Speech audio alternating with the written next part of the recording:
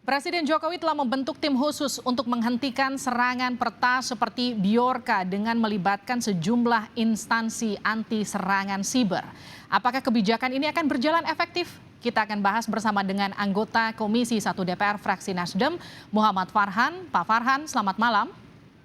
Selamat malam, Assalamualaikum. Waalaikumsalam. Kita juga akan sapa pakar keamanan siber Pratama Persada. Pak Pratama, selamat malam.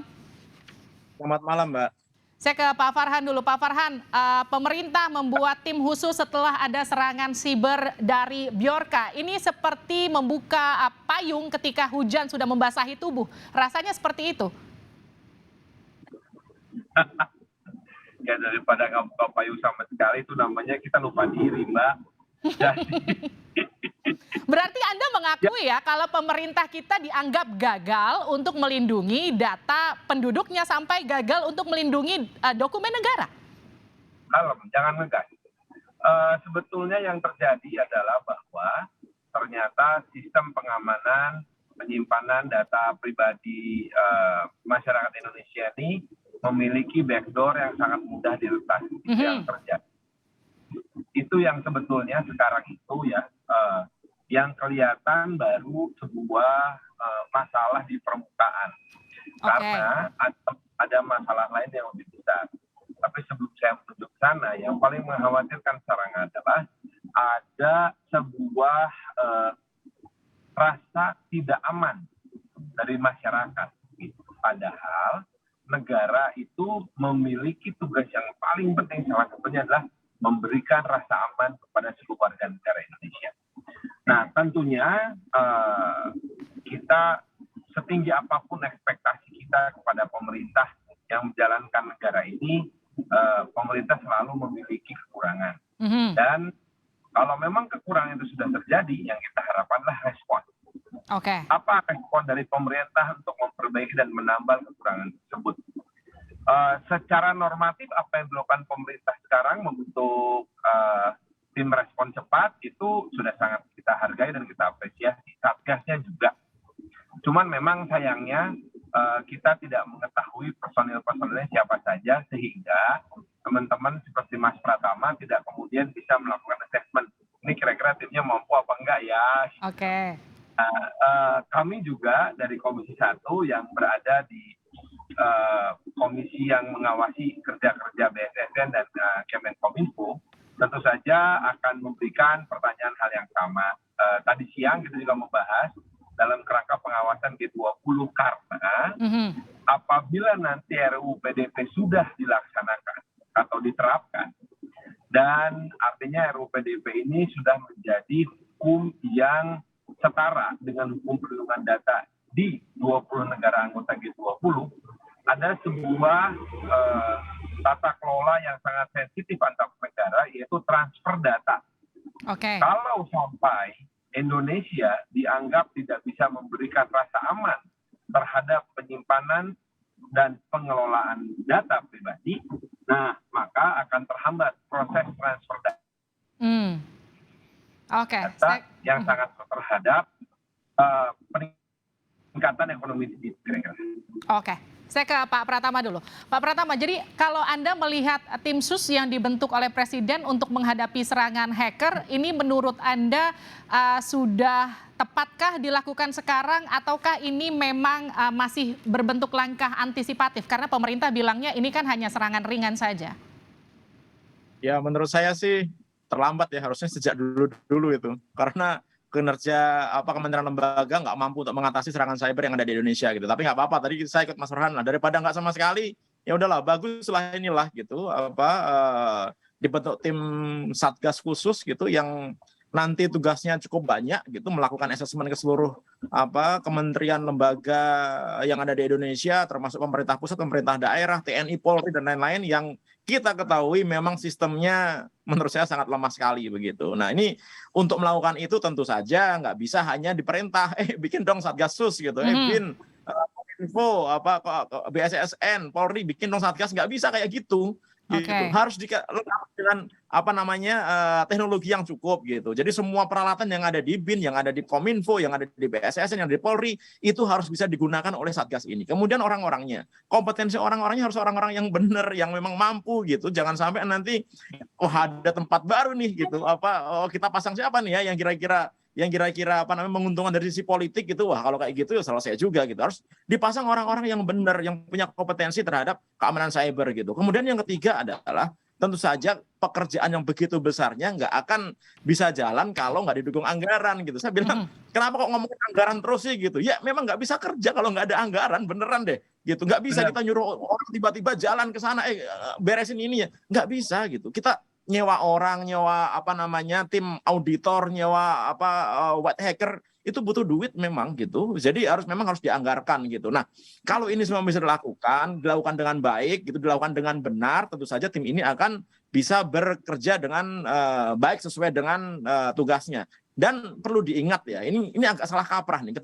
Ketika para pejabat bilang bahwa yang dicuri cuma data-data ini kok yang nggak penting gitu. Yang dicuri data-data yang tidak merugikan rahasia negara. Ini data pribadi masyarakat loh. Jangan salah loh. Ini sudah terlalu banyak data masyarakat yang bocor dan digunakan untuk kejahatan yang korbannya itu adalah rakyat, bukan para pejabat itu. Korbannya itu adalah rakyat gitu. Sehingga ketika dibilang bahwa ini nggak ada efeknya, ini nggak ada masalah, itu salah besar menurut saya. Jadi salah dong ya kalau dibilang ini hanya kebocoran data yang tidak penting, karena data pribadi masyarakat itu penting. Gini Mbak, sebagai ilustrasi. Saya gitu, kalau misalkan berhasil masuk dalam satu sistem gitu, di situ ada banyak data gitu. Contohnya saya mau ngerampok lah toko emas lah, di situ ada emas, ada berlian dan lain-lain gitu. Tapi saya mau ngambil kalung perak saja. Kira-kira mungkin nggak sih? Gitu. Padahal di situ ada emas, ada permata dan lain-lain gitu.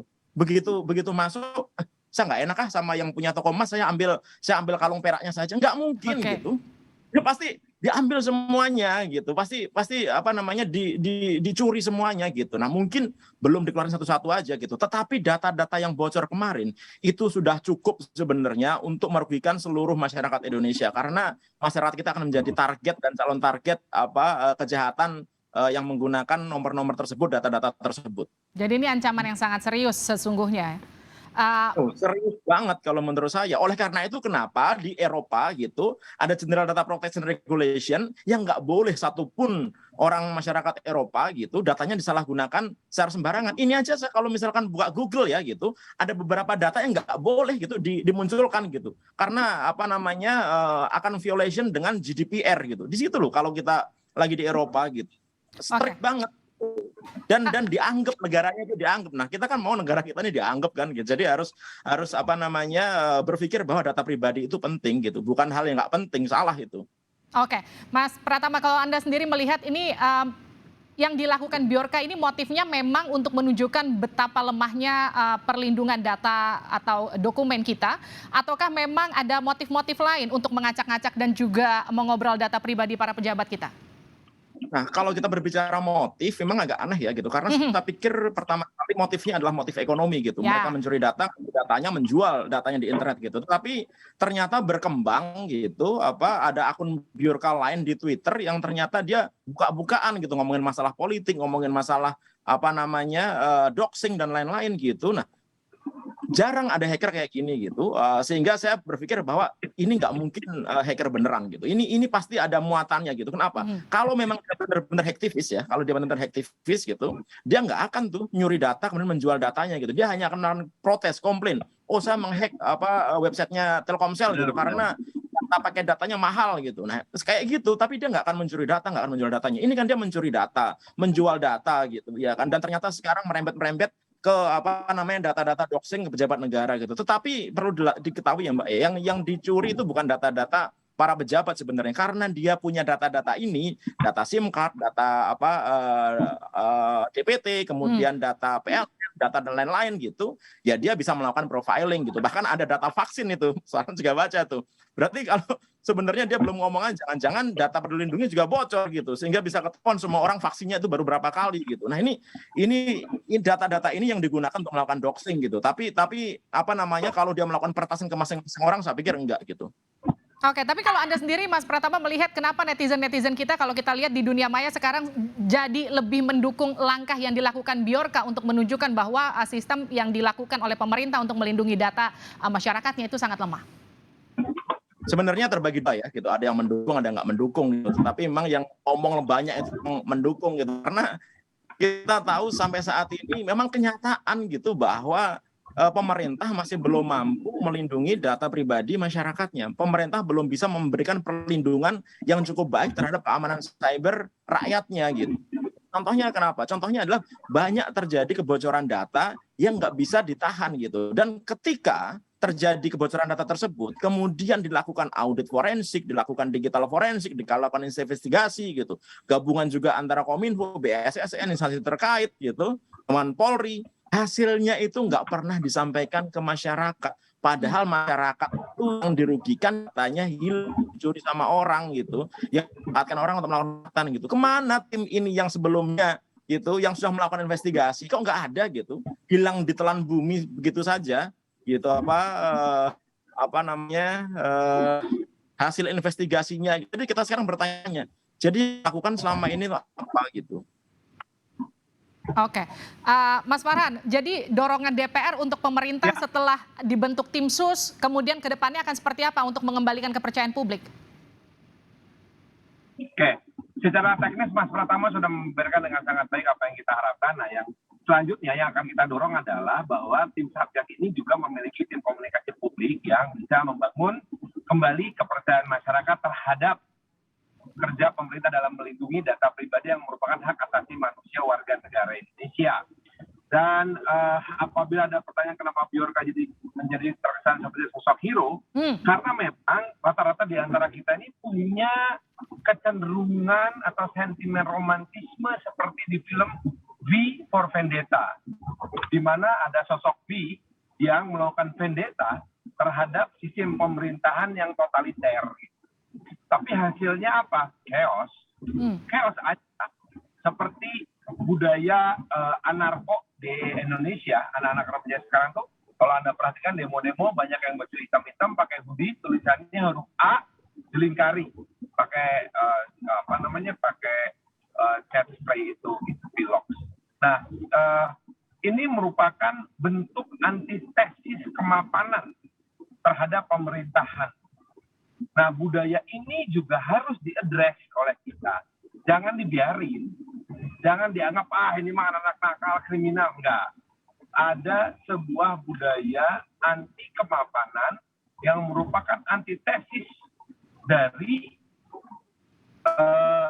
establishment yang sedang kita bangun dalam sebuah tatanan bernama negara ini. Dan ini harus dijaga lewat sebuah apa? Ya, ini pembangunannya abstrak banget. Namanya pembangunan budaya. Mudah-mudahan kita bisa berhasil. Oke, Mas Farhan, sekarang kan pemerintah juga sedang berfokus untuk mencari dan juga ada kalimat untuk dari Kepala Sekretariat Presiden, Pak Heru Budi, yang mengatakan aparat tengah memproses kasus kebocoran data itu secara hukum dan memburu pelakunya. Masih pentingkah mencari Bjorka ataukah sekarang fokus saja untuk mengamankan data-data yang sudah terlanjur bocor atau yang mungkin akan dibocorkan lagi oleh Bjorka? Penting, Mbak. Sangat penting kita mencari sosok Bjorka ini. Saya merasa bahwa jangan-jangan Bjorka ini bukan sosok personal, tapi sosok entitas yang terdiri dari beberapa orang. Oke. Kelihatannya. Dan ini harus dibongkar. Tetapi pasti tidak mudah karena mereka tidak berkumpul di satu tempat. Baik. Saya ke Mas Pratama, pertanyaan terakhir. Artinya gini, jika memang ada kemungkinan Bjorka ini kalau dari beberapa postingan-postingan dari Baik, Mas Farhan, suara Anda terputus-putus. Saya tanyakan ke Mas Pratama. Kalau memang dari beberapa postingan Bjorka ini terlihat seperti ada unsur politisnya, kemudian profiling kepada beberapa pejabat negara. Artinya kalau saya kaitkan dengan Indonesia, kita punya nggak kelompok-kelompok yang memang kelompok siber yang punya kekuatan seperti Bjorka yang masih sulit tersentuh oleh negara sampai sekarang? Banyak dong, yang lebih jago juga banyak gitu. Yang hebat-hebat banyak gitu. Sekarang tinggal Mas Pratama, pemerintah saya ngasih contoh deh gitu. kelompok sosial media seperti digembok, kemudian Ya. Prio Macan. Sampai sekarang kita nggak pernah tahu orangnya siapa. Oke, jadi Yang dia bongkar juga doxing itu sebetulnya. Dan mereka sih kelihatannya bukan orang per orang, tapi kelompok. Ya emang entitas itu apa namanya ada grupnya gitu. Itu juga kelihatan kok kalau kita lihat di grup Telegramnya si Bjorka sama apa yang dia bicarakan di Twitter, aduh orangnya beda banget gitu. Yang di grup Telegram itu dia pendiam gitu, nggak banyak omong gitu, dia balas seperlunya saja gitu. Sedangkan kalau di Twitter kebanyakan ngomong gitu, ngomong terus gitu. Dan kita perlu tahu juga gitu apa namanya ketika dia menyebutkan locationnya dia ada di Warsawa atau di Polandia gitu, gampang sekali kita membuat fake location gitu. Kita bisa ngaku dari mana saja gitu. Oleh karena itu ya kita berharaplah Satgas ini nanti dibuat benar-benar apa namanya kemampuan untuk melakukan pengamanan dulu yang pertama, jangan apa namanya ngejar dulu, amanin dulu semuanya gitu. Setelah aman kalau udah yakin gitu ya coba pakai ofensif, defensif dulu, selesaikan dengan benar baru kita melakukan ofensif. Baik, terima kasih Mas Pratama dan juga Mas Farhan telah bergabung bersama kami di Sapa Indonesia Malam.